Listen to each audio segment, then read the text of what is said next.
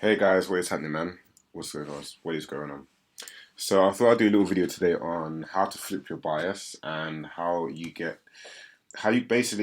avoid taking losses, and if you do take a loss, how you can basically get back in the trade on the other side or on the correct side of the market if you are wrong, right? So I know that a lot of you have issues with this, and a lot of you finding it difficult on knowing when to flip your bias. And I'm gonna really show you how I've done it or how I would do it on EURUSD's price action today, okay? And more just how to go over it in that way. No. So I'm gonna just discuss today's price action, right? So today, guys, I was focusing on in fact, let's just go into the high. Let's just start on high time frame breaking out, right? So we go into the high time frames, guys. What we have here is that let me just switch the chart actually to make it easier. What we have here, right, is that we have price is moving in between two key levels, all right? So it's almost stuck in this tight ass range, and it's not really moving out of it. It doesn't really want to go anywhere, right? So as we can see, we had a deviation above that high right there, and then price came back down, and it's been oscillating between these lows, right? So you guys can see price came through here, deviated below that, then pushed back into the range, deviated again, just closed below it, pulled back in it, retested. So there's extreme, prices just literally oscillating in between two key levels, right? Now, what happened earlier last week was that price retraced back up to that same key level, right? The same level it's been having, it's deviated out, and it retested it again, and that's pulling back inside of the range, right? So this just gives me an indication if you guys know anything about ranges. As you guys know, price is inside of a range 70% of the time. And a lot of this time, we're going to have to figure out how to trade price inside of a range. So just look at this as a channel, right? So if we have price coming up to test the extreme of the range, extreme of the channel, and it fails to close above or it fails to break out and create new highs, and it closes back inside of the range, where is it going to be aiming for? It's going to be aiming for inside of this area, right? So liquidity, either previous day's lows, previous week's lows, intermediate lows inside of this area, all right, and avoid as well. So we go down to the 4-hour chart. I'm just literally walking you guys through what my process was today and why I had a buy. So as you guys can see, price neutralized liquidity above that high right here, right? And then it pulled back down, it retested a bearish block over here, and then we saw an expansion down, right? So as you guys can see, price was bearish, and we also had a short-term low underneath here, and that got blown out as well, right? So today the question was for me was to see, okay, is this level going to hold or not? So in other words, is this 4-hour level going to hold, and are we going to see a push up, or are we going to see price break below that level and form lower prices? Now, obviously, we've seen it now, but I want to just walk you guys through what I was doing today and what my mindset was today, right? So obviously, guys, I expected price. I would come to the conclusion that price was bearish, that price was probably going to reach down, and I was aiming for this next daily block, right? That's what I was aiming for. That being said, what happened today is that when I went down to trade, guys, I saw price neutralize the previous day's low. All right, so inside of London Open, we had price drop down, neutralize liquidity beneath that low. Okay, a key daily low, guys, and price more or less pulled into this consolidation area right here. And I didn't find support at this block, which is really what this would. This is a really big telltale sign that price most likely isn't gonna find support there, and that's something I missed out on, guys. Because if you guys have followed me for a while, you would know that I usually want to see price come down to the EQ of the block maximum, and not close beneath it. But obviously, price closed well beneath the EQ, almost closed below the actual wick of the block, right? So we had price, shoot down, neutralize liquidity, put into like some consolidation area. And what I was thinking is that obviously I was thinking short, so I was thinking, alright, where am I going to get short from?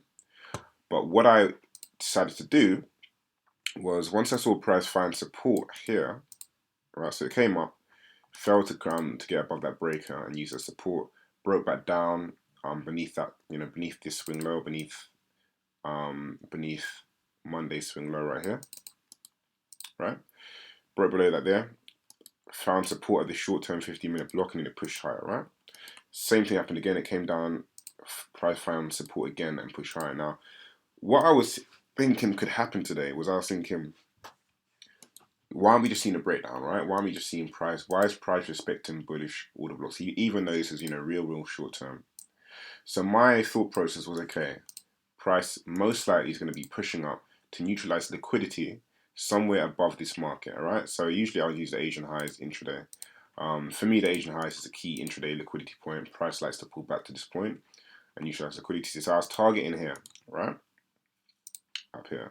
And I was also targeting it because it was a swing high just beneath this Audi block, and this is where I was looking to go short from, right? Now, as much as the 4 hour block, right? As much as we did have a 4 hour block right here, just to negate this for a moment because I wasn't actually focusing on this today, but we do have a area of resistance right here. Now, what I want to show you guys today is how you can still make money or you can still flip your bias even when you're wrong, right? So what happened is I went long from around here, okay, on the second retest of that block, put my stop below there, and again I was targeting this high. Now, what happened? What the result was that price obviously pushed up here, pushed up. We had an expansion up. However, it did not close above this block, right? So price did not close above this hourly block. Now, what I tend to do is I use, whenever I take a trade, I say, okay, what's the best outcome and what's the worst outcome, right? Generally, that's what I do, and that's the process that I go through. So in other words, what that means is that if I'm long a market, right? If I'm long and I have my target up here, I'm looking to see what resistance points inside of, what resistance points are between my entry and my target that will either slow price down or possibly reverse price, right? So we had a 15-minute order block right here, and we had an hourly order block here as well, and we had a 4 hour order block. So this was a significant area of resistance, right? If we go back to the 4 hour chart, you guys can see it, right?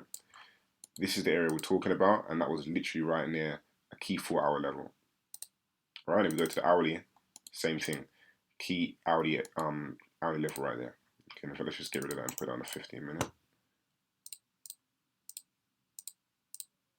right? And then boom, that's what we had right here. So we had a key price came to a key hourly level. Okay, so what I tend to do is I say, okay, if my target is up here and I want price to, this is what I'm aiming for, just because there was liquidity here, we had a void here that I want price to fill into, all right? What I do is I have an invalidation level. So my normal invalidation level will be below, let's say I entered here, it would be below the structure low. So if price breaks through there, I'm definitely wrong. However, I'll also have invalidation levels for, when my trade is running too, right? So what that means is that I'll say, okay, this is what I'm aiming for. My target is above the market. But if price does not break above this, resistance level, in other words, if it doesn't push through an area where it should push through in order to get to my desired target, then that's probably when I should, I'm probably wrong at that point. I should probably lock off my trade and flip my bias. Now, the reason why I flipped my bias, guys, is because I knew this market was bearish anyway, right? It's clear price is forming lower lows. It's coming in, order flow is also bearish. Price is respecting various areas of resistance rather than support. Even down here, guys, you can see the pullbacks into blocks, break below, market should break, pull back into a block, right? So it's clear this is bearish. It's clear the market's bearish. So the trade I was taking today was actually against the trend, right? It was against order flow.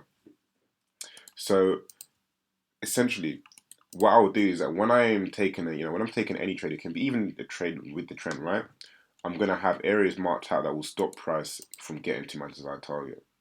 So if price fails to break through these key levels, right? So this is the hourly block right here, and this is the 15-minute block. If price fails to push through that and create a higher high, right? Then that probably means that I'm wrong on my trade and I need to switch my bias. Okay? So like today, when price came to this level, when it was, it's almost close above, it meandered around there a bit, it tried to push up again, and as you can see, this candles, we had selling pressure pushing price back down, then we saw a sell-off down. That was a big indication for me that price is most likely going to be bearish, right? Why? Because the order flow is bearish and it's coming to a 4 hour key level and an hourly block and a 15-minute block, right? So it's coming to key resistance. So in this situation, because I was, I would have realized that, okay, I'm pretty on the wrong side of the market. What do I then do? What I then do is I would close out this long position, right? Because obvious price is not going to, it's not going to push higher and create higher highs and reach a target. So what I then do is I say, okay, if I'm looking to sell, where would I sell from? And where is price reaching for?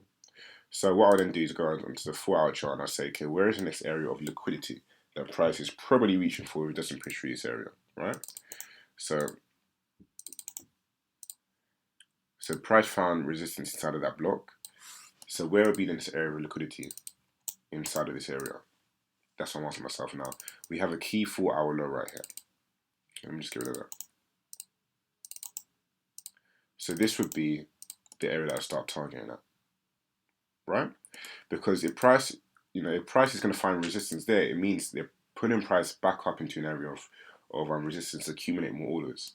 So that means they're going to send price the other way, and where they're going to be targeting, they're going to be targeting the next key low, right? And as you can see, this was the next key low. And of course, we also have another key low right here. That's just below this breaker. All right, so this, once I have my target, okay, it's pretty simple, guys. I just wait for structure to give me a setup, okay? That's what I'm more or less doing now. So the key thing to remember, guys, is that if price is not pushing through a level it should push through, if it's going to reach its target.